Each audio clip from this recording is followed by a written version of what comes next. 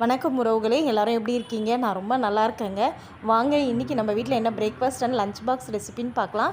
இன்றைக்கி லஞ்சுக்கு சுட சுட சாதமும் மிளகாய் கிள்ளி சாம்பார் தாங்க வச்சுருந்தேன். இதுக்கு பார்த்தீங்கன்னா நான் உருளைக்கிழங்கு தாங்க ஃப்ரை பண்ணி வச்சுருக்கேன்.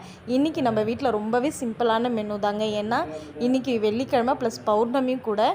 இவங்க லஞ்ச் பேக் பண்ணிவிட்டு இவங்க கிளம்புன்னு எனக்கு அடுத்தடுத்து ஒர்க்கு நிறைய இருக்குது, பூஜை ஒர்க்கெல்லாம். அதுக்காக ரொம்ப சிம்பிளாக தான் பண்ணியிருந்தேன். பிரேக்ஃபாஸ்ட்டு பார்த்திங்கன்னா நான் நேற்று சென்னா கிரேவி செஞ்சுருந்தேன் நைட்டு. அந்த சென்னா கிரேவிக்கு இப்போ அவங்களுக்கு நான் சப்பாத்தி தாங்க கொடுத்தேன். அது கொஞ்சம் தான் மிச்சம் இருந்துச்சு. அவங்களுக்கு சப்பாத்தியும் எனக்கும் தம்பிக்கும் பார்த்திங்கன்னா இட்லி சாம்பார் தாங்க வச்சு சாப்பிட்டோம். அவங்களுக்கு பிரேக்கில் சாப்பிட்றதுக்கு நான் நேற்று வீட்டில் மிக்சர் செஞ்சுருந்தேன் இல்லைங்களா, அதை தான் அவங்களுக்கு ஒரு டப்பாவில் கொடுத்து விட்டேன். டெய்லி ஒரு ஃப்ரூட்ஸில் பார்த்திங்கன்னா செவ்வாழைப்பழமும் கிரேப்ஸும் தாங்க அவங்களுக்கு நான் கொடுத்துருக்கேன். இவ்வளோ தாங்க இன்றைக்கி ரொம்பவே சிம்பிளான breakfast and lunch box recipe தான். தேங்க்ஸ் ஃபார் வாட்சிங். பாய்.